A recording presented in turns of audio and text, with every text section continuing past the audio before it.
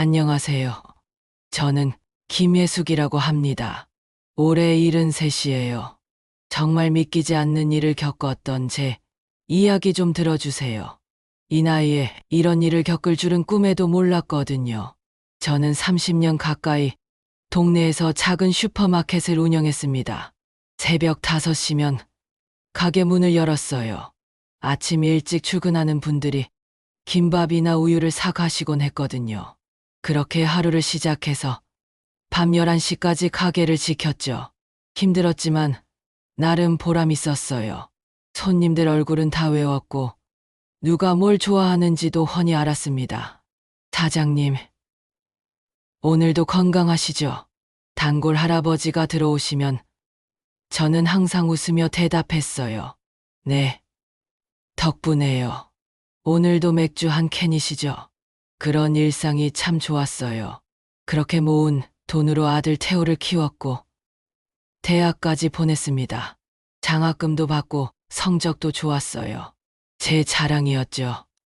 5년 전 이른을 바라보는 나이가 되니까 가게 일이 버겁더라고요.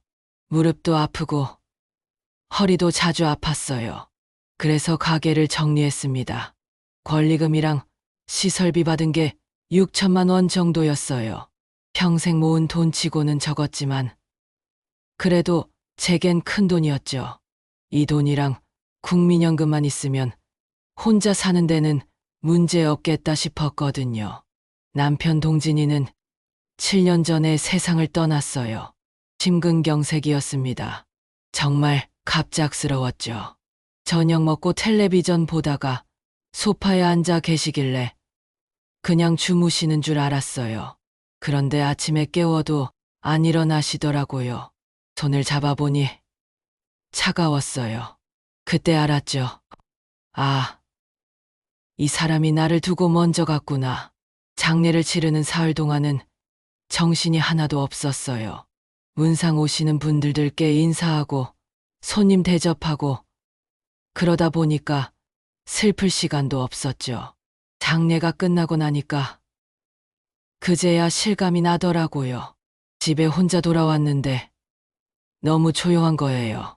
남편이 기침하는 소리도 안 들리고 신문 넘기는 소리도 안 들렸어요. 그날 밤 처음으로 펑펑 울었습니다.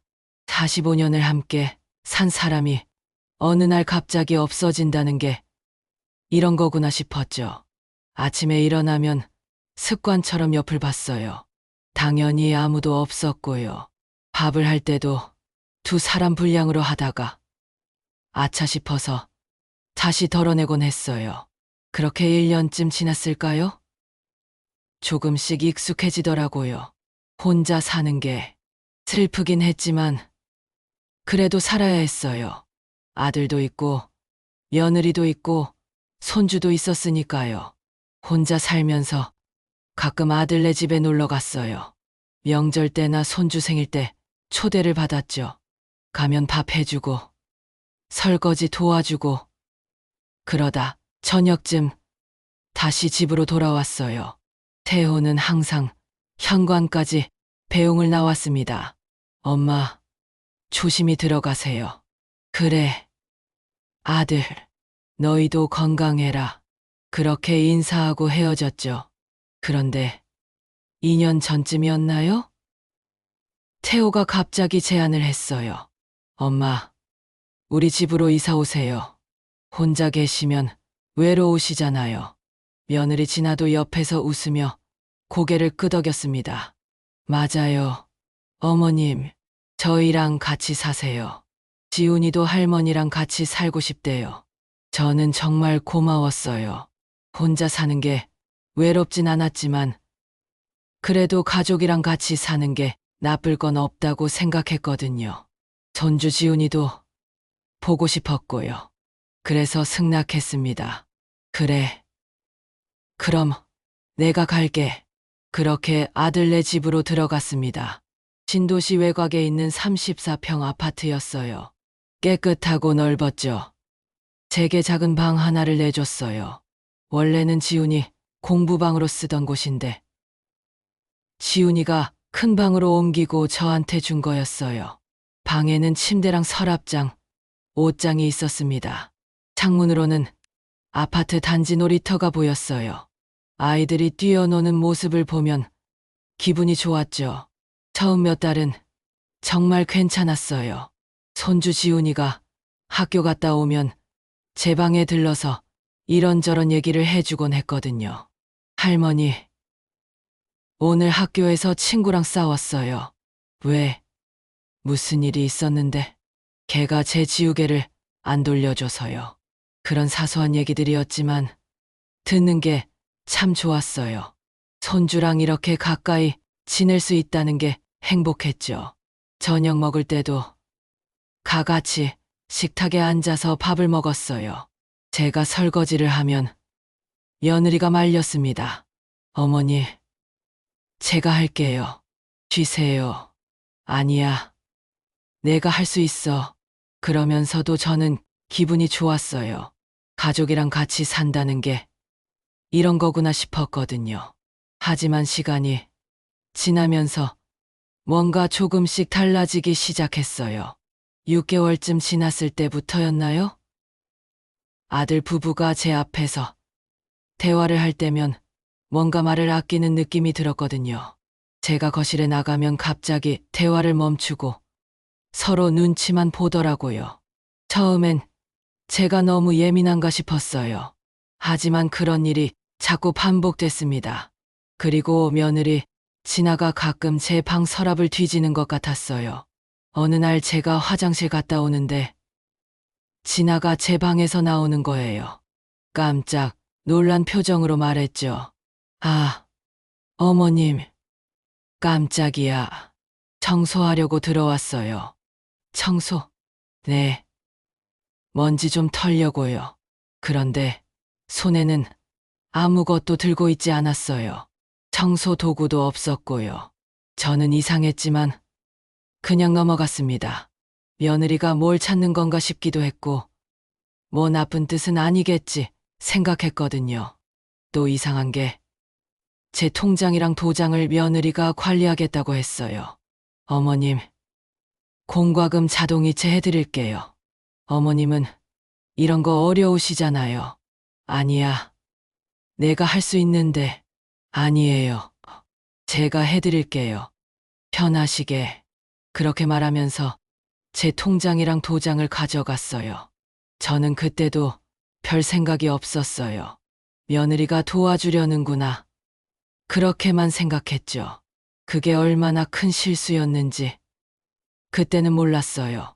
손주 지훈이도 예전만큼 제 방에 안 오더라고요. 입시 준비 때문에 바빴거든요. 고등학교 2학년이었으니까요. 가끔 복도에서 마주치면 인사는 했지만 예전처럼 긴 대화는 안 했어요. 지훈아, 오늘은 학교 어땠어? 할머니, 저 바빠요. 공부해야 돼요. 그렇게 말하고는 방으로 들어가 버렸죠. 섭섭했지만 그래도 이해했어요. 애가 공부해야 하니까요. 그러다 올해 6월이었습니다. 제 칠순 생일이 다가오고 있었어요. 6월 15일이 제 생일이거든요. 70살. 69에서 70으로 넘어가는 거잖아요. 뭔가 특별한 느낌이 들었죠. 환갑잔치는 못했지만 칠수는 좀 의미가 있지 않나 싶었어요. 그런데 아들네는 별다른 말이 없었어요. 생일이 일주일 앞으로 다가왔는데도 아무 얘기를 안 하더라고요. 저는 속으로 생각했습니다. 그래, 바쁘니까 그럴 수도 있지. 뭐 큰 잔치는 못해도 가족끼리 밥이라도 먹겠지. 그런데 생일 사흘 전이었어요. 며느리 진아가 제 방으로 들어왔습니다. 어머니, 이번 주말에 맛있는 거 먹으러 가요. 태호 오빠도 시간 냈어요. 어디 가는데? 좋은 데예요. 경치도 좋고 음식도 맛있대요. 어머님 좋아하실 거예요. 그래. 어디야? 가시면 알아요. 깜짝 선물이에요. 그렇게 말하더니 금방 나가버렸어요. 저는 가슴이 두근거렸습니다. 아, 생일이라고 어디 데리고 가려는 건가 보다. 깜짝 선물이라고 했잖아요. 그렇게 생각하니까 기분이 좋았어요. 손주 지훈이도 같이 가겠죠. 가족끼리 외식하는 게 얼마만인가 싶었거든요. 생일 당일 아침이었습니다. 새벽 5시 반쯤 눈이 떠졌어요. 평소보다 이른 시간이었죠. 잠이 안 왔어요. 오늘이 제 칠순 생일이라는 생각에 괜히 설레더라고요. 창문 틈으로 들어오는 햇살이 따뜻했습니다. 멀리서 매미 소리가 들렸어요. 초여름이었거든요. 6월 중순이면 날씨가 참 좋죠. 저는 조용히 일어나 세수를 했어요. 거울을 보니 주름진 얼굴이 보였습니다. 70살이라는 나이가 실감났죠. 그래도 오늘은 특별한 날이니까 조금이라도 단정하게 보여야겠다 싶었어요. 서랍을 열었습니다. 거기엔 남편이 결혼 20주년 때 선물해준 손목시계가 있었어요. 은으로 만든 시계였죠. 작지만 품격 있어 보였어요. 남편이 돌아가신 뒤로는 거의 차지 않았어요. 볼 때마다 눈물이 나서요. 하지만 오늘은 특별한 날이잖아요. 저는 그 시계를 손목에 찼습니다. 차가운 금속이 피부에 닿는 느낌이 묘했어요. 시계를 보니까 남편 생각이 났습니다. 당신이 있었으면 오늘 같은 날 얼마나 좋아했을까. 조금 슬펐지만 그래도 기분은 좋았어요. 주방으로 나가니까 며느리 진아가 벌써 일어나서 뭔가를 끓이고 있었습니다. 가까이 가보니 미역국이었어요. 어머니, 오늘은 특별한 날이니까 제가 미역국 끓였어요. 진아가 웃으며 말했습니다. 저는 고마웠어요. 며느리가 생일 미역국을 끓여준 게 처음이었거든요. 고맙다. 진아야, 이렇게까지 안 해도 되는데 무슨 말씀이세요? 당연히 해드려야죠. 고맙구나. 장에 미역국이 놓였습니다. 김치랑 나물 반찬도 몇 가지 나왔어요. 저는 미역국을 한 숟가락 떠먹었습니다. 맛은 괜찮았어요. 간도 적당했고요. 하지만 왠지 모르게 속이 텅 빈 느낌이 들었죠. 뭐랄까, 맛은 있는데 진심이 안 느껴지는 것 같았어요. 그냥 제 기분 탓이었을까요? 아들 태호도 일찍 일어나 있었습니다. 평소엔 주말에 늦잠 자는데 오늘은 일찍 씻고 나왔더라고요. 엄마, 오늘 날씨 좋네요. 준비 다 되셨어요? 응. 아들, 우리 어디 가는 거니? 가시면 알아요. 엄마 좋아하실 거예요. 그렇게만 말하고 더 이상 얘기를 안 하더라고요. 손주 지훈이도 방에서 나왔습니다. 할머니, 오늘 같이 나가요? 그래. 지훈아, 같이 가자. 할머니랑 오랜만에 외출하는 거지? 네. 할머니, 지훈이는 밝게 웃었어요. 그 웃음을 보니까 마음이 좀 놓였습니다. 출발 시간이 되고 우리는 차에 올랐어요. 태호가 운전을 했고 진아는 조수석에, 저랑 지훈이는 뒷좌석에 앉았죠. 차가 출발했습니다. 창밖으로 아파트 단지가 지나갔어요. 익숙한 풍경이었죠. 저는 창밖을 보며 생각했습니다. 오늘은 정말 좋은 하루가 될 거야. 그때만 해도 몰랐어요. 이게 제 인생에서 가장 충격적인 날이 될 줄은. 그리고 이 차가 저를 어디로 데려가려는지도 몰랐죠. 차가 아파트 단지를 벗어나 큰 길로 접어들었습니다. 신도시 중심가를 지나가는데 평소에 자주 가던 식당들이 보이더라고요. 저는 속으로 생각했어요. 여기 지나가네? 그럼 시내로 가는 건가? 그런데 차는 시내를 그냥 통과했습니다. 고속도로 진입로로 들어서더라고요. 저는 조금 의아했어요. 태호야, 우리 고속도로 타는 거니? 네. 엄마, 좀 멀어요. 얼마나 멀어? 1시간 정도요. 괜찮으시죠? 그래, 괜찮아. 사실 조금 불편했어요. 저는 차 오래 타면 멀미가 나거든요. 하지만 뭐, 생일이니까 참을 수 있죠. 손주 지훈이가 옆에서 휴대폰을 보고 있었어요. 요즘 애들은 다 그렇죠. 저도 휴대폰 있지만 사용법을 잘 몰라요. 전화 받고 거는 것 정도만 할 줄 알죠. 차 안은 조용했습니다. 라디오도 안 틀고 다들 말이 없었어요. 평소 같으면 태호가 운전하면서 이런저런 얘기를 했는데 오늘은 그냥 앞만 보고 운전하더라고요. 며느리 지나도 조수석에 앉아서 휴대폰만 만지작거렸어요. 저는 창밖을 봤습니다. 고속도로 양옆으로 나무들이 빠르게 지나갔어요. 날씨가 정말 좋았죠. 하늘은 맑았고 구름도 예뻤어요. 이런 날 외출하니까 기분이 좋았습니다. 30분쯤 지났을까요? 차가 고속도로를 빠져나왔어요. 국도로 들어섰습니다. 그때부터 풍경이 달라지기 시작했어요. 빌딩이 사라지고 논밭이 보이기 시작했거든요. 여기가 어디쯤이야? 제가 물었습니다. 경기도 외곽이에요. 엄마, 외곽. 이렇게 멀리까지 가야 하나? 맛집이 여기 있어요. 요즘은 다 이런 데 있잖아요. 태호가 대답했지만 뭔가 어색했어요.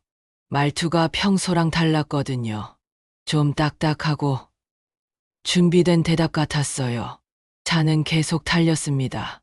이제 주변에는 논밭밖에 안 보였어요. 비닐하우스도 보이고 멀리 폐공장 같은 건물도 보였죠. 간판도 거의 없었어요. 이런 곳에 식당이 있나 싶었습니다. 그때 이상한 걸 발견했어요. 내비게이션이 꺼져 있더라고요. 요즘 사람들은 어디 갈 때 내비게이션 다 켜잖아요. 그런데 태호는 내비게이션도 안 켜고 운전하고 있었어요. 마치 이미 길을 다 아는 것처럼요. 태호야, 내비게이션 안 켜도 돼. 아, 저 여기 길 알아요. 엄마, 여기 와본 적 있어? 네. 전에 한 번 와봤어요. 전에 와봤다고요? 그럼 저 빼고 다들 여기 와본 거예요? 저는 뭔가 이상하다는 생각이 들었지만 그냥 넘어갔어요. 아마 미리 답사를 했나 보다. 그렇게 생각했죠. 며느리 지나가 휴대폰 화면을 끄더니 양손을 무릎 위에 올려놓고 가만히 앉아 있었어요. 평소에는 계속 휴대폰을 보는데 오늘은 이상하게 손을 가만히 두고 있더라고요. 마치 뭔가를 기다리는 것 같았어요. 저는 손주 지훈이를 쳐다봤습니다. 지훈이도 휴대폰을 보고 있었는데 화면을 자세히 보니까 게임을 하는 게 아니었어요. 그냥 화면만 켜놓고 멍하니 있더라고요. 지훈아, 뭐 보니? 아, 아무것도 안 봐요. 할머니. 그러면서 휴대폰을 주머니에 넣었어요. 저는 묘한 느낌이 들었습니다. 뭔가 다들 긴장하고 있는 것 같았어요. 아니, 제가 너무 예민한 건가? 차 안 분위기가 너무 조용했어요. 평소 같으면 지훈이가 노래라도 틀어달라고 하거나 태호가 농담을 했을 텐데 오늘은 아무도 말이 없었어요. 그 침묵이 점점 무겁게 느껴지기 시작했습니다. 저는 손목 시계를 봤어요. 11시가 조금 넘었더라고요. 출발한 지 1시간이 넘었네요. 배도 슬슬 고팠어요. 아침에 미역국만 먹었거든요. 태호야, 얼마나 더 가야 해? 거의 다 왔어요. 엄마. 그렇게 대답하고 나서 태호가 룸미러로 저를 쳐다봤어요. 그 눈빛이 어떻게 설명해야 할까요? 미안해 보이기도 하고 불안해 보이기도 했어요. 저는 그 눈빛을 보고 가슴이 철렁했습니다. 뭔가 이상한데 그 순간부터 제 심장이 빠르게 뛰기 시작했어요. 이유는 모르겠는데 본능적으로 불안했어요. 여자의 감이라고 할까요? 뭔가 잘못되고 있다는 느낌이 들었습니다. 차가 더 좁은 길로 접어들었어요. 이제는 차선도 제대로 안 보이는 시골길이었죠. 양옆으로 나무들이 우거져 있었고 간간히 낡은 집들이 보였어요. 사람도 거의 안 보였어요. 여기 정말 식당 있는 거 맞니?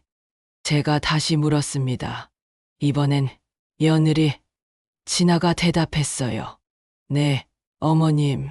조금만 더 가면 돼요. 조용한 데 있어서. 그래요. 조용하긴 한데 너무 외진 것 같은데 요즘 사람들이 이런 데 좋아해요. 한적하고요. 진아의 목소리도 평소랑 달랐어요. 뭔가 억지로 밝게 말하는 것 같았죠. 저는 점점 더 불안해졌습니다. 손주 지훈이를 다시 쳐다봤어요. 지훈이는 창밖만 보고 있었어요. 제 눈을 마주치지 않으려는 것 같았죠. 지훈아, 너 여기 와본 적 있니? 아니요. 할머니, 처음이에요. 그래? 처음인데 왜 이렇게 조용하니? 그냥 피곤해서요. 지훈이가 말끝을 흐렸어요. 거짓말하는 것 같았어요. 지훈이는 원래 거짓말을 못해요. 어릴 때부터 그랬죠. 거짓말하면 눈을 마주치지 못했거든요. 지금도 그랬어요. 제 손이 떨리기 시작했습니다. 무릎 위에 올려놓은 두 손을 꼭 쥐었어요. 심호흡을 했죠. 진정하라고, 아무것도 아닐 거라고 스스로를 달랬습니다. 설마 그럴 리 없어. 오늘 내 생일인데. 하지만 불안은 점점 커져만 갔어요. 창밖 풍경은 점점 더 낯설어졌고 차 안 분위기는 점점 더 무거워졌습니다. 차가 속도를 줄이기 시작했어요. 뭔가 목적지에 가까워진 것 같았죠. 저는 앞을 똑바로 쳐다봤습니다. 무엇이 나타날지 두렵기도 하고 궁금하기도 했어요. 그리고 그때 차가 완전히 멈췄습니다. 차 앞에 보이는 건 연한 회색 3층짜리 건물이었습니다. 페인트가 벗겨진 곳도 있었고 전체적으로 오래돼 보였어요. 건물 입구 위에 작은 간판이 붙어 있었죠. 햇살 어르신 복지센터.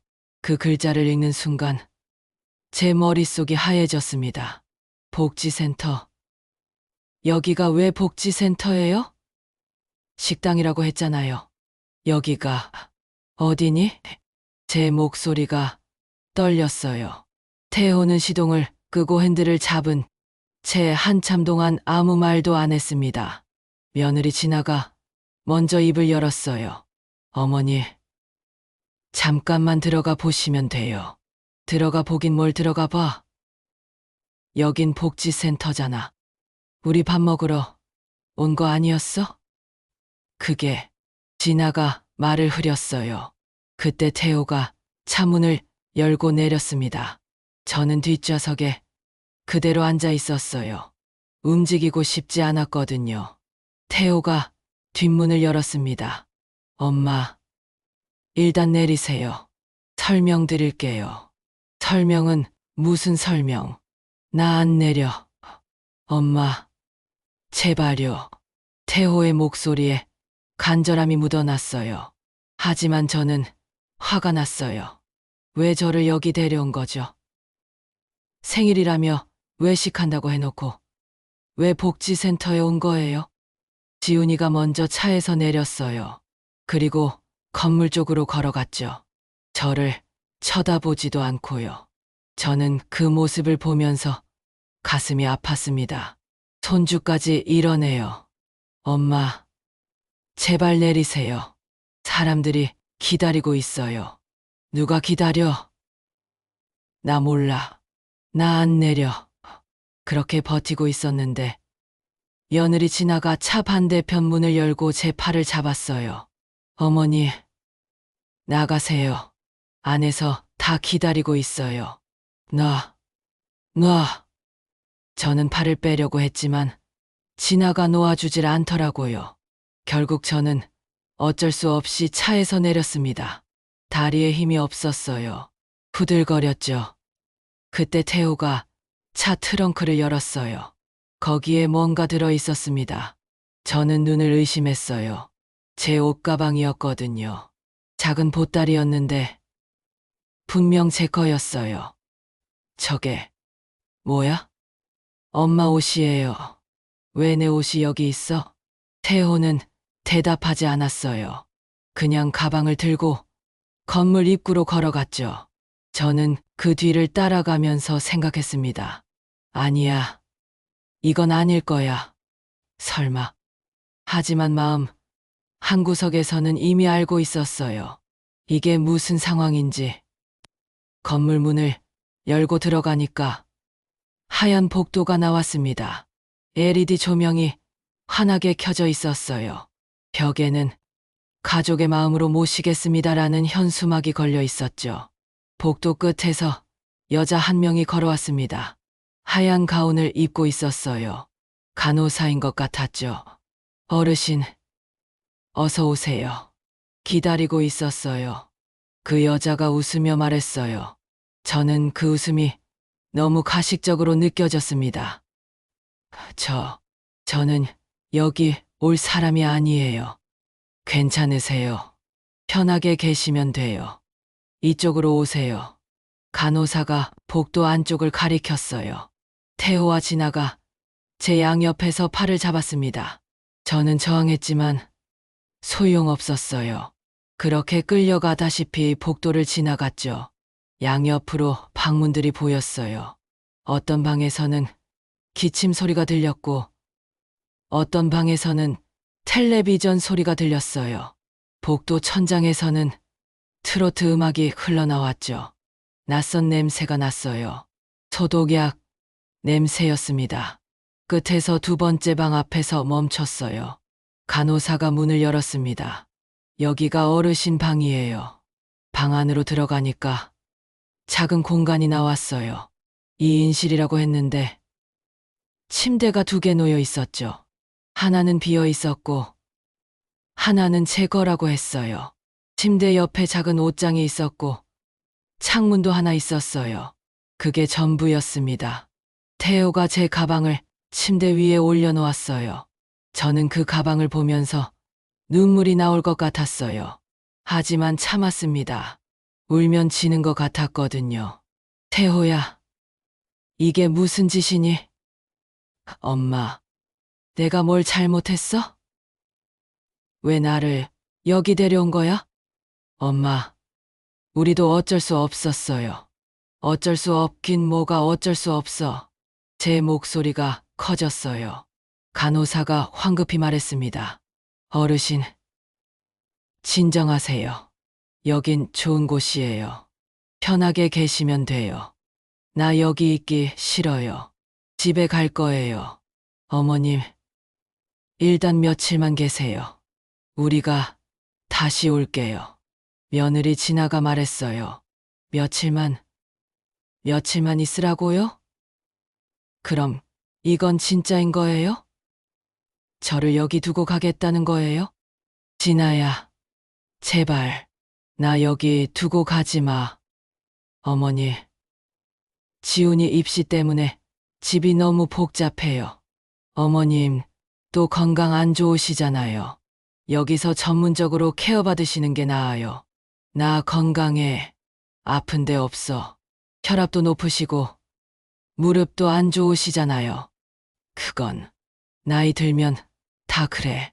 병원 다니면 되잖아. 하지만 진아는 듣지 않았어요. 태호도 마찬가지였죠. 둘 다 제 말을 듣지 않았습니다. 저는 지훈이를 봤어요. 지훈이는 방밖 복도에 서서 바닥만 쳐다보고 있었어요. 지훈아, 제가 손주를 불렀지만 지훈이는 고개를 들지 않았어요. 그냥 그 자리에 서 있기만 했죠. 태호가 제 어깨를 잡았습니다. 엄마, 미안해요. 우리도 최선이었어요. 최선. 이게 최선이야? 엄마를 여기 버리는 게 아니에요. 잠깐이에요. 정말 잠깐만. 거짓말이었어요. 저는 알 수 있었어요. 그 눈빛에서, 그 목소리에서 이게 잠깐이 아니라는 걸. 저는 침대 모서리에 주저앉았습니다. 다리에 힘이 풀렸거든요. 태호와 진아가 방 밖으로 나갔어요. 지훈이도 따라 나갔죠. 간호사만 남았습니다. 어르신, 괜찮으세요? 물 한 잔 드릴까요? 됐어요. 혼자 있고 싶어요. 알겠어요. 필요한 거 있으면 언제든지 불러주세요. 간호사가 나가고 문이 닫혔어요. 저는 혼자 남았습니다. 빈 방 안에서 낯선 침대 위에 앉아서 저는 제 손을 내려다 봤어요. 손목 시계가 보였어요. 남편이 준 그 시계. 시계 바늘은 12시를 가리키고 있었습니다. 생일 축하해. 혜수가 스스로에게 말했죠. 그리고 조용히 눈을 감았습니다. 방 안은 너무 조용했어요. 복도에서 가끔 발자국 소리가 들렸고 멀리서 누군가 기침하는 소리도 들렸지만 그게 전부였죠. 저는 침대에 누워 천장을 바라봤습니다. 하얀 천장. 아무것도 없는 천장. 왜 나한테 이러는 걸까?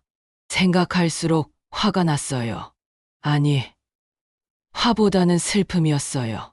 배신감이랄까요. 저는 평생 아들을 위해 살았어요. 가게 일하면서 번 돈 다 아들 학비로 썼고 아들 결혼할 때도 제가 가진 돈 다 보탰어요. 그런데 이게 뭐예요? 이렇게 버려지는 거예요? 며칠이 지났습니다. 정확히는 일주일이었어요. 그 일주일 동안 아들네에게서 전화 한 통 안 왔어요. 문자도 없었죠. 저는 매일 휴대폰을 확인했지만 아무 연락이 없었습니다. 복지센터 생활은 규칙적이었어요. 아침 7시에 기상, 8시에 아침 식사, 낮에는 자유시간, 저녁 6시에 저녁 식사, 밤 9시에 소등. 매일 똑같았죠. 식사는 복도 끝에 있는 식당에서 했어요. 어르신들이 모여서 같이 먹었는데 저는 말을 거의 안 했어요. 옆에 앉은 할머니가 말을 걸었지만 저는 대답만 하고 말았죠. 여기 온 지 얼마나 됐어요? 일주일이요. 가족들이 자주 오나요? 아직은 안 왔어요. 그래요? 우리도 그래요. 처음엔 자주 온다고 하더니 이제는 명절에 나와요. 그 할머니 말을 들으면서 저는 알았어요. 여기 있는 사람들 다 저랑 비슷하구나. 다들 가족한테 버려진 사람들이구나. 어느 날 오후였어요. 저는 방에 혼자 있었는데 간호사가 들어왔습니다. 어르신, 산책 나가실래요? 날씨 좋아요. 아니요, 괜찮아요. 운동하셔야 건강해지세요. 저 건강해요. 그래도 밖에 좀 나가세요.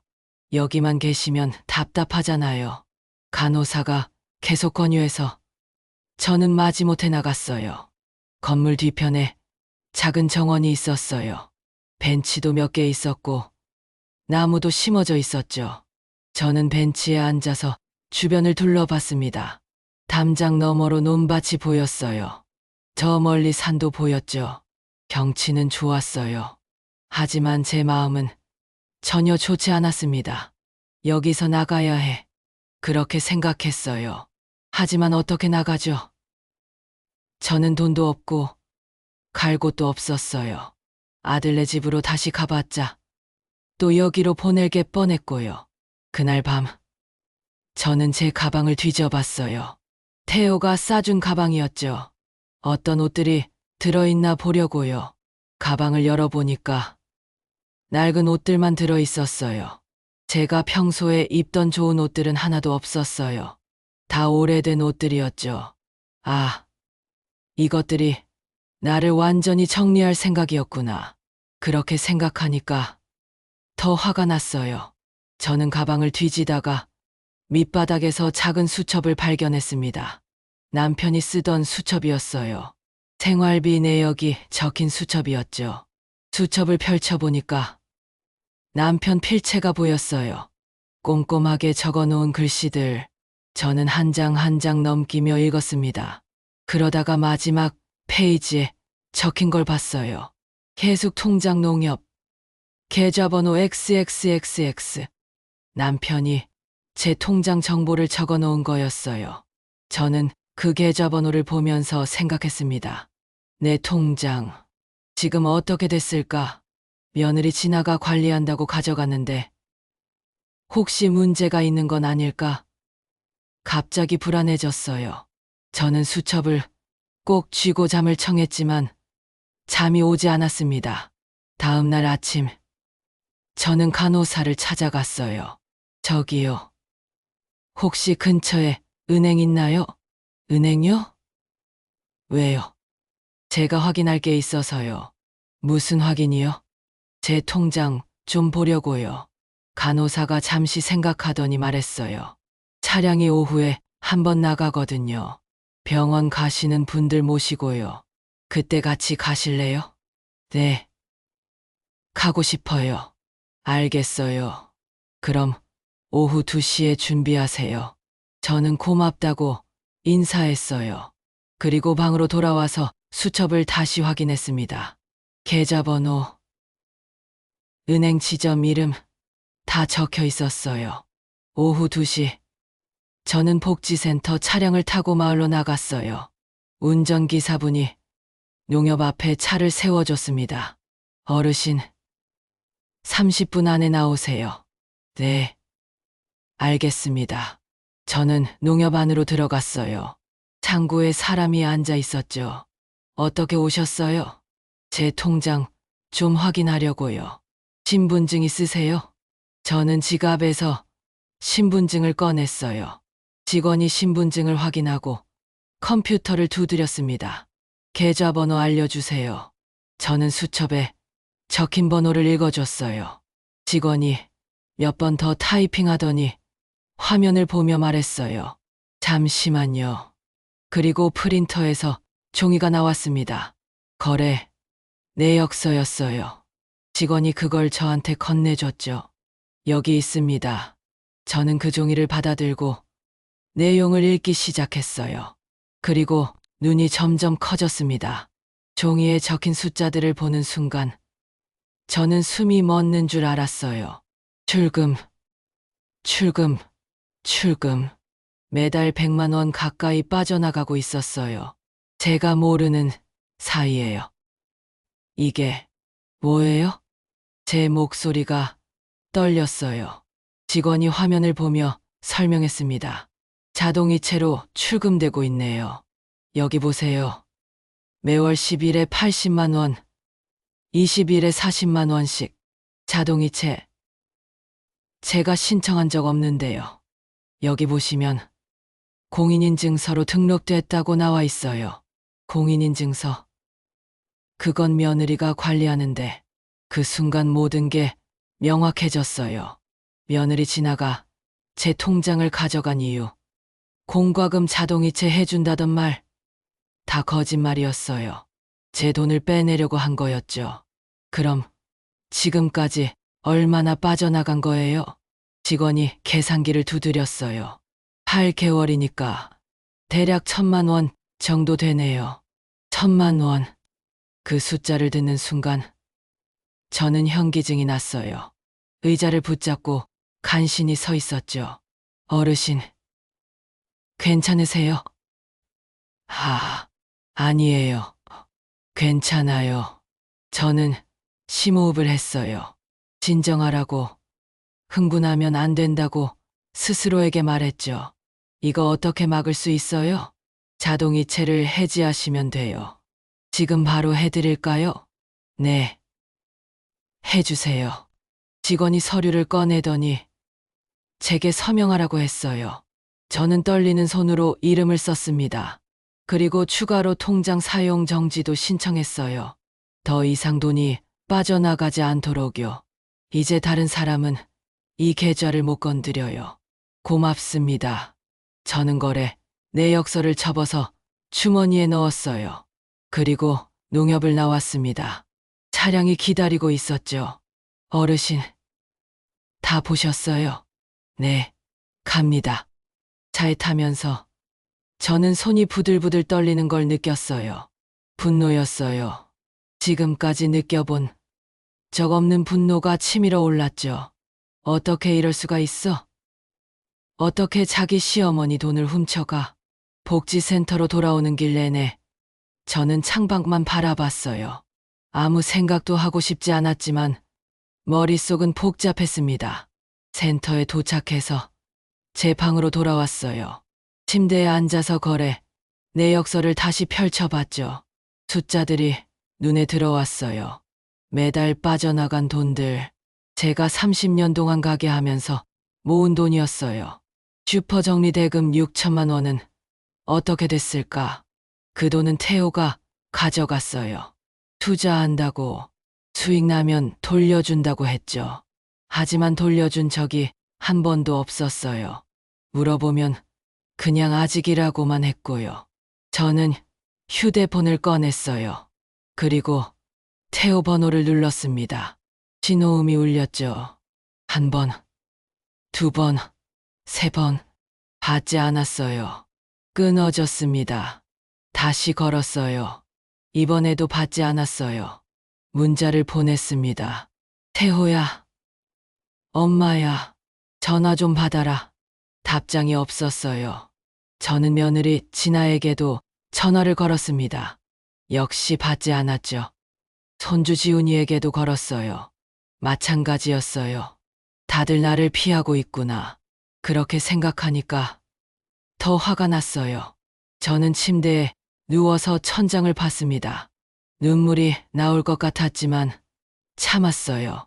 울면 진다는 생각이 들었거든요. 다음 날 저는 간호사를 찾아갔어요. 저 여기서 나가고 싶어요. 어르신, 갑자기 왜요? 제가 있을 곳이 아니에요. 건강하고 스스로 할 수 있어요. 가족분들이랑 상의하셨어요? 가족들은 상관없어요. 제가 결정할 거예요. 간호사가 난처한 표정을 지었어요. 어르신, 그런 건 보호자 동의가 필요해요. 왜요? 제가 여기 온 것도 제 의지가 아니었어요. 나갈 때는 제 의지로 나가면 안 돼요. 규정상 그렇게는 안 돼요. 그럼 어떻게 해야 돼요? 보호자분께 연락해서 동의를 받으셔야 해요. 저는 한숨을 쉬었어요. 보호자 동의라니. 태호가 동의할 리 없잖아요. 그래도 시도는 해봐야겠죠. 방으로 돌아와서 저는 다시 태호에게 전화를 걸었어요. 이번에는 받았습니다. 엄마, 태호야, 엄마 나갈 거야. 뭐라고요? 여기서 나갈 거야. 더 이상 여기 있기 싫어. 엄마, 그러지 마세요. 거긴 좋은 곳이에요. 좋은 곳은 무슨, 나 여기 있기 싫다고. 엄마, 집은 지금 복잡해요. 지훈이 입시 때문에. 그건 핑계잖아. 너희들 내 돈 빼먹은 거 나 다 알아. 전화기 너머로 침묵이 흘렀어요. 한참 후에 태호가 말했습니다. 엄마, 그게 변명하지 마. 나 농협 다녀왔어. 다 봤어. 엄마, 그건 우리도 어쩔 수 없었어요. 대출금 갚아야 하고 지훈이 학원비도 내야 하고. 그래서 엄마 돈 훔쳐간 거야? 훔친 게 아니에요. 빌린 거예요. 빌렸으면 갚아야지. 너 갚을 생각 있었어? 태호가 대답하지 않았어요. 저는 한숨을 쉬었습니다. 태호야, 엄마가 뭘 잘못했니? 너 키우느라 내 인생 다 바쳤는데 이게 내가 받을 대접이니? 엄마, 죄송해요. 미안하다고 끝이야? 나 여기서 나갈 거야. 동의서 써줘. 엄마, 그건 안 돼요. 왜 안 돼? 엄마가 나가시면 우리가 감당할 수가 없어요. 감당은 무슨 감당? 나 혼자 살 수 있어. 엄마, 제발요. 조금만 더 계세요. 저는 전화를 끊어버렸어요. 더 이상 들을 수가 없었거든요. 손이 떨렸어요. 휴대폰을 침대 위에 던지고 저는 창문 앞으로 갔습니다. 창밖으로 논밭이 보였어요. 저 멀리 산도 보였죠. 자유로워 보이는 풍경이었지만 저는 갇혀 있었어요. 이 낯선 건물 안에 혼자서라도 나가야 해. 그렇게 결심했습니다. 보호자 동의가 없어도 어떻게든 나가야겠다고요. 저는 제 인생을 제가 결정할 거예요. 더 이상 자식들이 정해주는 대로 살지 않을 거예요. 그날 밤, 저는 잠을 제대로 못 잤어요. 내일 어떻게 할지 계속 생각했거든요. 복도를 지나가는 발자국 소리, 어디선가 들리는 기침 소리, 멀리서 울리는 트로트 음악, 그 모든 소리가 제 귀에 박혔습니다. 새벽에 겨우 잠이 들었는데 곧 깨어났어요. 아침 7시였습니다. 저는 씻고 나와서 가방을 챙겼어요. 많지 않았어요. 옷 몇 벌, 수첩, 통장, 그게 전부였죠. 식당에서 아침을 먹고 저는 간호사실로 갔습니다. 저 오늘 나가려고요. 어르신, 보호자 동의 받으셨어요? 아니요. 근데 나갈 거예요. 어르신, 그러시면 안 돼요. 규정은 알아요. 근데 저는 여기 있고 싶지 않아요. 제가 원해서 온 것도 아니에요. 간호사가 난처해하며 누군가에게 전화를 걸었어요. 잠시 후 원장님이라는 분이 나타났습니다. 어르신, 무슨 일이세요? 나가고 싶어요. 가족분들이 동의하셨나요? 아니요. 근데 나갈 거예요. 원장님이 한숨을 쉬었어요. 어르신, 법적으로 보호자 동의 없이는 퇴소가 어려워요. 그럼 법적으로 제가 여기 갇혀 있어야 한다는 거예요? 갇힌 게 아니라, 아니에요. 갇힌 거예요. 제 의지로 온 게 아니잖아요. 저는 단호하게 말했어요. 원장님이 잠시 생각하더니 조심스럽게 말했습니다. 어르신, 일단 진정하시고요. 가족분들께 다시 연락해 보세요. 합의하시면 퇴소 도와드릴게요. 합의는 이미 안 돼요. 제가 나간다고 했더니 안 된대요. 그럼 어쩔 수 없어요. 저는 화가 났지만 소리를 지르지 않았어요. 대신 조용히 말했습니다. 알겠어요. 제가 알아서 할게요. 방으로 돌아와서 저는 가방을 들고 문을 열었어요. 복도로 나왔죠. 간호사들이 저를 쳐다봤지만 저는 신경 쓰지 않았어요. 그냥 현관 쪽으로 걸어갔습니다. 어르신, 어디 가세요? 누군가 뒤에서 불렀지만 저는 대답하지 않았어요. 계속 걸었죠. 현관문을 열고 밖으로 나갔습니다. 햇빛이 눈부셨어요. 바깥 공기가 상쾌했죠. 저는 가방을 꽉 쥐고 길을 걸었습니다. 어디로 가야 할지 몰랐지만 일단 걸었어요. 복지센터에서 200m쯤 떨어진 곳에 버스 정류장이 있었어요. 저는 그리로 갔습니다. 시간표를 보니까 다음 버스가 30분 후에 온다고 했어요. 의자에 앉아서 기다렸죠. 손이 떨렸어요. 무서웠어요. 이 나이에 이렇게 집 나온 게 처음이거든요. 하지만 돌아갈 순 없었어요. 버스가 왔어요. 저는 탔습니다. 기사님이 물었죠. 어디까지 가세요? 시내요. 시내까지요. 1,500원이에요. 저는 지갑에서 돈을 꺼냈어요.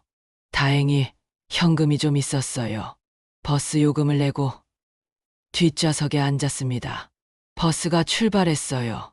창밖으로 복지센터가 멀어졌어요. 저는 그 회색 건물을 보면서 생각했습니다. 다시는 저런 곳에 안 갈 거야. 버스는 1시간을 달렸어요. 시내로 들어섰을 때 저는 어디로 가야 할지 막막했습니다. 아는 사람도 없고 갈 곳도 없었어요. 그냥 터미널에서 내렸습니다. 터미널 대합실에 앉아서 저는 생각했어요. 이제 어떻게 하지? 아들네 집으로 갈 순 없어요. 가봤자 또 복지센터로 보낼 테니까요. 그럼 어디로 가죠? 문득 한 사람이 떠올랐어요. 이 선생님, 옆집에 살던 분이었는데 슈퍼 단골이셨어요. 제가 가게 정리하고 아들네로 이사 갈 때 연락처를 주셨거든요. 계숙 씨, 힘든 일 있으면 언제든지 연락해요. 그때는 괜찮을 거라고 생각했죠. 하지만 지금은 아니에요. 저는 휴대폰을 꺼내서 이 선생님 번호를 찾았습니다. 손가락이 떨렸지만 전화를 걸었어요. 여보세요? 선생님, 저 혜숙이에요. 아, 혜숙 씨, 오랜만이네요. 잘 지내셨어요? 선생님, 저 지금 좀 힘들어요. 목소리가 떨렸어요. 이 선생님이 놀라서 물었습니다. 무슨 일이에요? 어디 아프세요? 아니에요. 그게 말하기 좀 그런데 저는 그동안 있었던 일을 간단히 설명했어요. 복지센터에 갔던 것, 돈을 빼먹은 것, 그리고 혼자 나온 것까지. 이 선생님은 조용히 들으시더니 단호하게 말씀하셨어요. 지금 어디예요? 터미널이요. 거기 있어요. 제가 갈게요. 선생님, 죄송해요. 패기 쳐서. 무슨 소리예요? 금방 갈게요. 전화를 끊고 저는 한숨을 쉬었어요. 다행이다 싶었죠. 1시간쯤 지나서 이 선생님이 오셨어요. 저를 보더니 꼭 안아주셨습니다. 혜숙 씨, 고생 많았어요. 그 말을 듣는 순간 눈물이 났어요. 참고 있었는데 터져버렸어요. 저는 이 선생님 품에서 한참을 울었습니다. 괜찮아요. 다 괜찮아질 거예요. 이 선생님이 제 등을 토닥이며 말씀하셨어요. 저는 고개를 끄덕였죠. 이 선생님 차를 타고 저는 선생님 집으로 갔어요. 아담한 빌라였는데 혼자 사시더라고요. 남편은 돌아가셨고 자녀들은 다 외국에 나가 있대요. 일단 여기서 좀 쉬어요. 천천히 생각해봐요. 고맙습니다. 선생님, 그날 저녁 이 선생님이 밥을 해주셨어요. 된장찌개랑 김치찌개, 그리고 반찬 몇 가지. 정말 오랜만에 제대로 된 밥을 먹었어요. 복지센터 밥은 맛이 없었거든요. 밥을 먹으면서 이 선생님이 물으셨어요. 앞으로 어떻게 할 거예요? 모르겠어요. 아들네는 못 가겠고, 혼자 사는 건 어때요? 혼자요? 네, 요즘 1인 가구 많잖아요. 저도 혼자 사는데 나쁘지 않아요. 근데 돈이 없는 거려.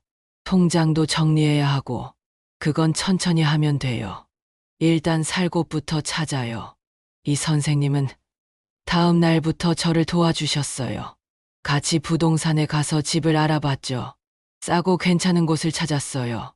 지하철역에서 10분 거리에 있는 다세대 주택이었습니다. 방이 2개 있었는데 하나는 작았어요. 보증금 1,000만 원에 월세 40만 원. 제가 받는 연금으로 충분히 감당할 수 있는 금액이었죠. 이 집으로 할게요. 잘 생각했어요. 여기 괜찮아요.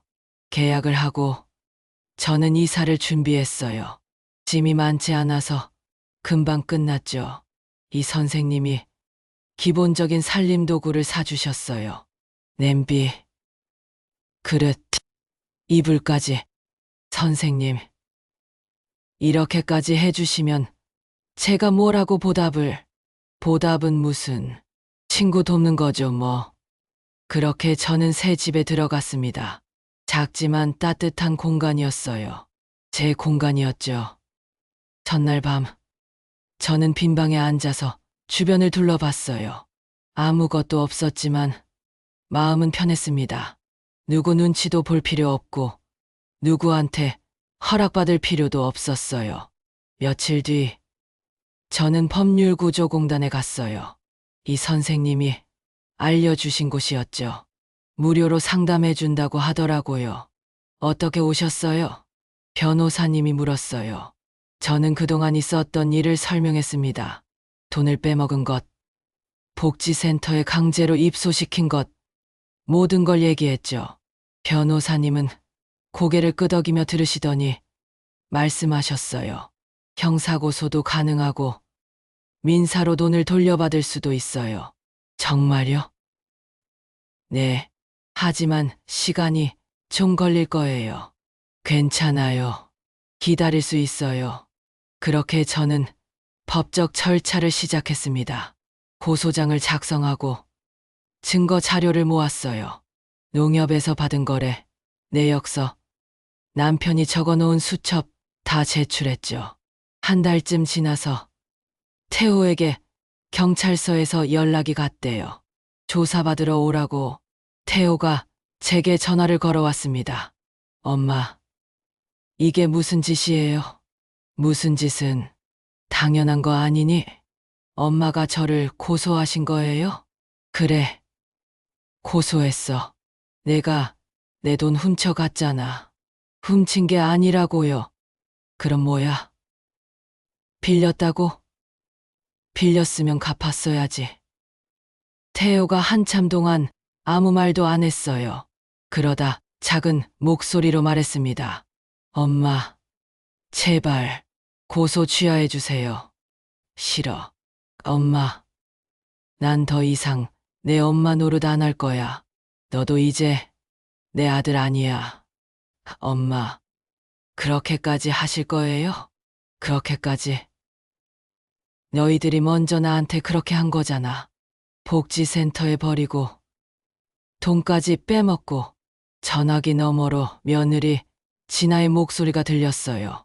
어머니, 저예요. 진아예요. 제발 한 번만 용서해 주세요. 용서는 무슨 용서? 너희들이 나한테 뭘 잘못했는지 나 알아? 죄송해요. 정말 죄송해요. 미안하다고 끝이야? 내 인생 어떻게 해줄 건데? 저는 전화를 끊었어요. 더 이상 들을 필요가 없었거든요. 그렇게 10개월이 흘렀습니다. 저는 혼자 사는 법을 배웠어요.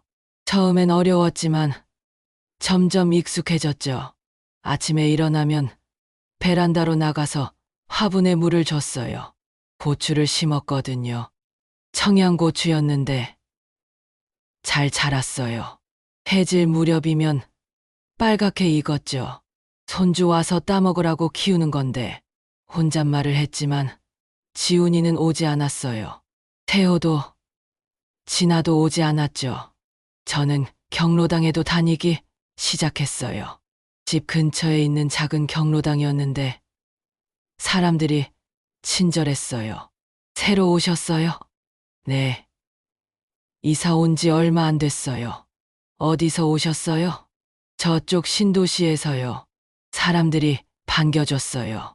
같이 밥도 먹고 화투도 쳤죠. 저는 화투를 못 쳤는데 배웠어요. 재미있더라고요. 복지관에서 요가도 배웠어요. 처음엔 몸이 안 따라줬는데 하다 보니까 괜찮았어요. 무릎도 덜 아프고 허리도 좋아진 것 같았죠. 은행 일도 스스로 하게 됐어요. 모바일 뱅킹 앱을 깔아서 잔액도 확인하고 이체도 했어요. 이 선생님이 가르쳐 주셨거든요. 혜숙 씨, 이제 스마트폰 잘 쓰시네요. 선생님 덕분이에요. 아니에요. 혜숙 씨가 배우려고 노력하셨잖아요. 그렇게 저는 조금씩 변했어요. 예전에 제가 아니었죠. 누군가에게 의존하는 사람이 아니라 스스로 결정하고 행동하는 사람이 됐어요. 법적 절차는 천천히 진행됐어요. 태호와 진아는 결국 돈을 돌려주기로 합의했어요. 분할로 갚겠다고 했죠. 매달 100만 원씩. 어머님, 정말 죄송합니다. 이렇게라도 갚을게요. 진아가 문자를 보냈어요. 저는 답장하지 않았습니다. 그냥 읽기만 했죠. 고소는 취하했어요. 돈을 갚겠다고 약속했으니까요. 하지만 용서한 건 아니에요. 그냥 법적으로 정리한 거죠.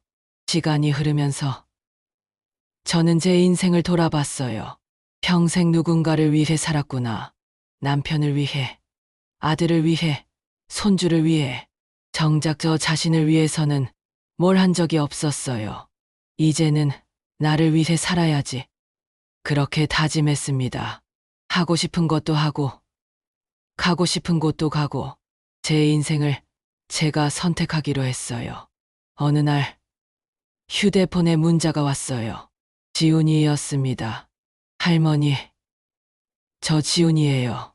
할머니, 보고 싶어요. 한 번만 만나주실 수 있으세요? 저는 한참을 그 문자를 보고 있었어요. 지훈이, 제 손주. 미웠지만 그래도 보고 싶기는 했어요. 며칠을 고민하다가 답장을 보냈습니다. 일주일 뒤 토요일 오후 2시. 집 근처 카페에서 보자. 지훈이가 바로 답장을 보냈어요. 네. 할머니, 꼭 갈게요. 토요일이 됐어요.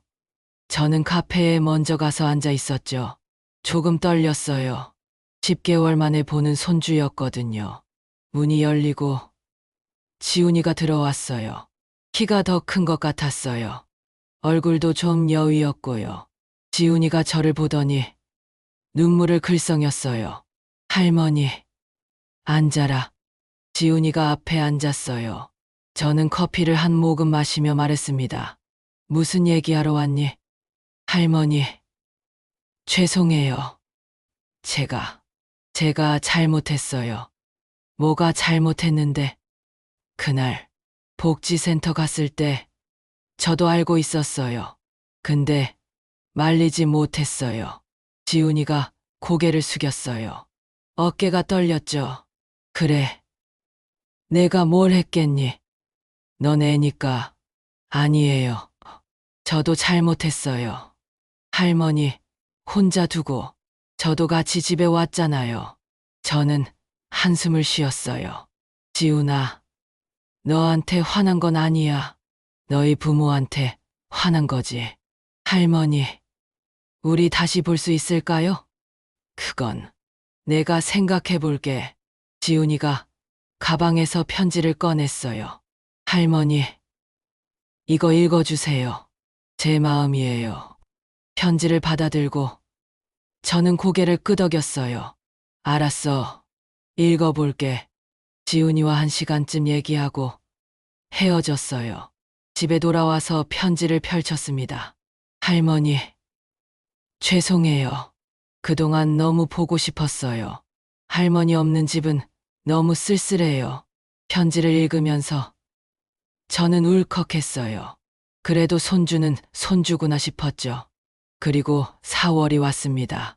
제 칠순일 주년이 한 달 앞으로 다가왔어요. 작년 이맘때 복지센터에 갔었죠. 그때를 생각하면 아직도 가슴이 아파요. 어느 날 오후 초인종이 울렸습니다.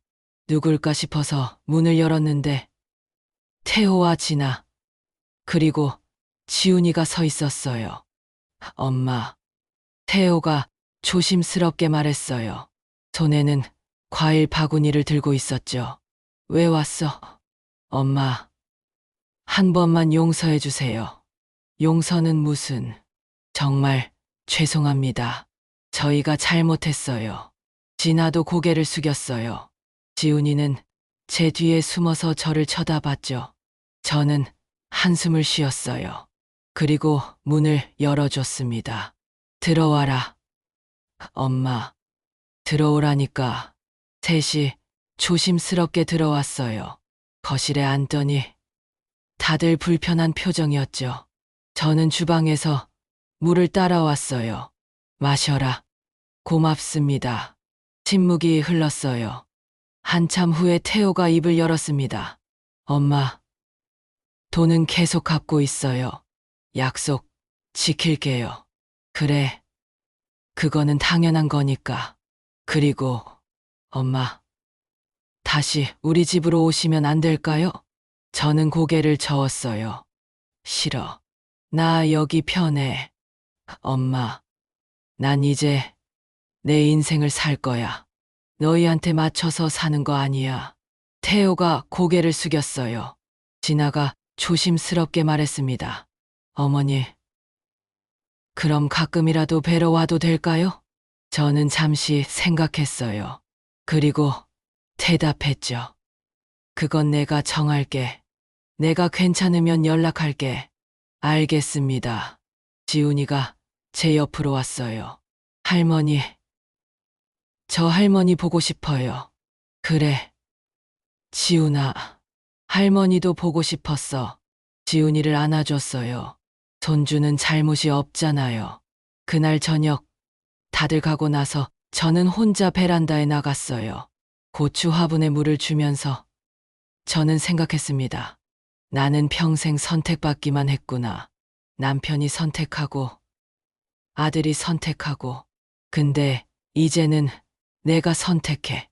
누구를 만날지, 어떻게 살지, 언제 웃고 언제 화낼지 다 제가 정하는 거예요. 저는 더 이상 누군가의 엄마, 누군가의 할머니로만 살지 않을 거예요. 저는 김예숙이에요. 73세 김예숙. 아직 배울 것도 많고 할 일도 많은 사람이죠.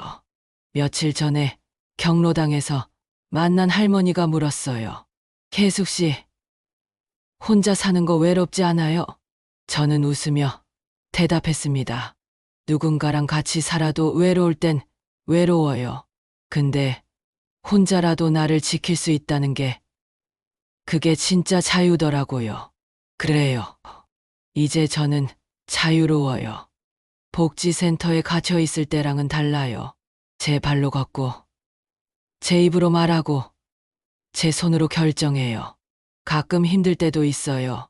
혼자라서 외로울 때도 있죠. 하지만 그래도 괜찮아요.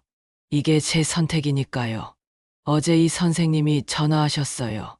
혜숙 씨, 내일 같이 등산 갈래요? 등산이요? 저 무릎 안 좋은데. 괜찮아요. 천천히 가면 돼요. 그래서 내일 등산을 가기로 했어요. 평생 처음 가보는 등산이에요. 설레더라고요. 오늘 아침 저는 베란다에 나가서 고추 화분을 봤어요. 빨갛게 익은 고추가 주렁주렁 달려 있었죠. 저는 하나를 따서 손에 쥐었습니다. 손주 와서 따먹으라고 키웠는데 혼잣말을 했어요. 지훈이가 언젠가 오면 이 고추를 따주고 싶어요. 하지만 그건 제가 정할 거예요. 제가 준비됐을 때 거실 탁자 위에는 지훈이가 준 편지가 놓여 있었어요. 가끔 꺼내서 읽어요. 읽을 때마다 마음이 복잡하지만 그래도 버리진 않았어요. 손주는 손주니까요. 창밖으로 햇살이 들어왔어요. 따뜻한 햇살이었죠. 저는 커피를 한 잔 내려서 마셨어요. 혼자 마시는 커피지만 평화로웠습니다. 휴대폰을 보니까 경로당 단체 채팅방에 메시지가 와 있었어요. 오늘 오후에 다 같이 영화 보러 가요. 혜숙 씨도 같이 가요. 저는 웃으며 답장을 보냈습니다. 네, 갈게요. 예전 같으면 아들한테 물어봤을 거예요. 가도 되냐고. 근데 이제는 안 물어요. 제가 하고 싶으면 하는 거예요. 오후에 경로당 사람들과 영화를 봤어요. 재미있는 코미디 영화였죠. 다들 깔깔거리며 웃었어요.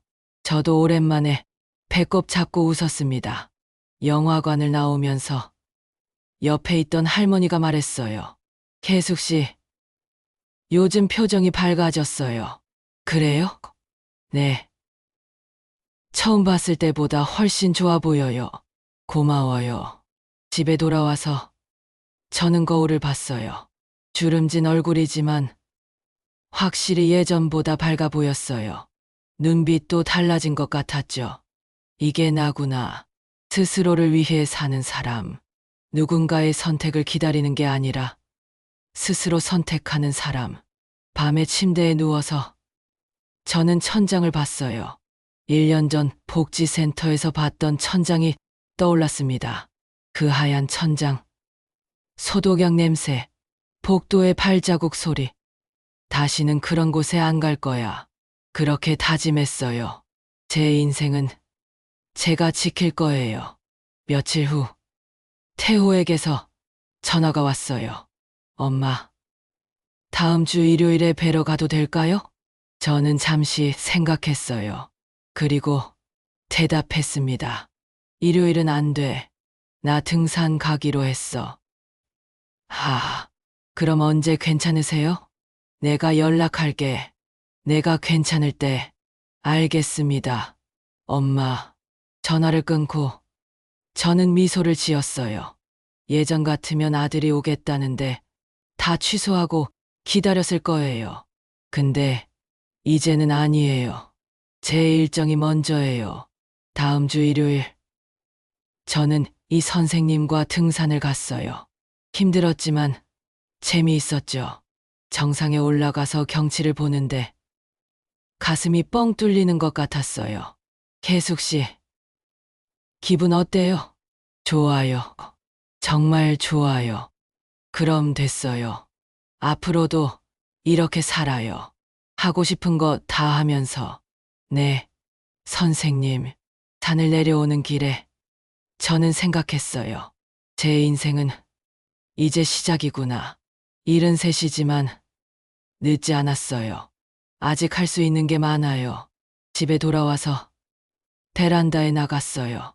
고추 화분 옆에 상추도 심었거든요. 상추가 파릇파릇 자라고 있었죠. 잘 크고 있네. 혼잣말을 하며 물을 줬어요. 이 작은 화분들이 제 유일한 가족 같았어요. 매일 돌보고 말을 걸고 함께 자라는 거죠. 저녁에 혼자 밥을 먹으면서 텔레비전을 봤어요. 뉴스에서 노인 복지에 대해 이야기하고 있었어요. 요양원 학대 문제, 노인 빈곤 문제, 제 이야기 같았죠. 나만 이런 게 아니구나. 세상에 저 같은 사람이 많다는 걸 알았어요. 자식한테 버려지고 돈을 빼앗기고 외로운 노인들, 그 사람들도 다 제 나이쯤 되면 알게 되겠죠. 자식은 내 전부지만 나는 자식의 전부가 아니라는 걸. 하지만 저는 포기하지 않았어요. 제 인생을 되찾았죠. 다른 사람들도 할 수 있을 거예요. 나이가 많아도 혼자라도 할 수 있어요. 침대에 누워서 잠들기 전에 저는 손목 시계를 봤어요. 남편이 준 그 시계. 시계 바늘이 조용히 움직이고 있었죠. 당신, 나 이제 괜찮아. 혼자서도 잘 살고 있어. 남편한테 말했어요. 하늘에서 보고 있을 거라 믿어요. 그리고 저를 응원해 줄 거예요. 눈을 감았어요. 내일은 또 어떤 하루가 될까요? 궁금하고 기대됐어요. 제 인생은 이제 제가 쓰는 거예요. 누가 대신 써주는 게 아니라 제가 직접 쓰는 거죠. 매일매일이 새로운 페이지고 제가 선택하는 거예요. 그렇게 저는 잠들었습니다. 평화로운 잠이었어요. 며칠 전 지훈이에게서 또 문자가 왔어요.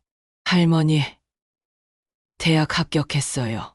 할머니한테 제일 먼저 알려드리고 싶었어요.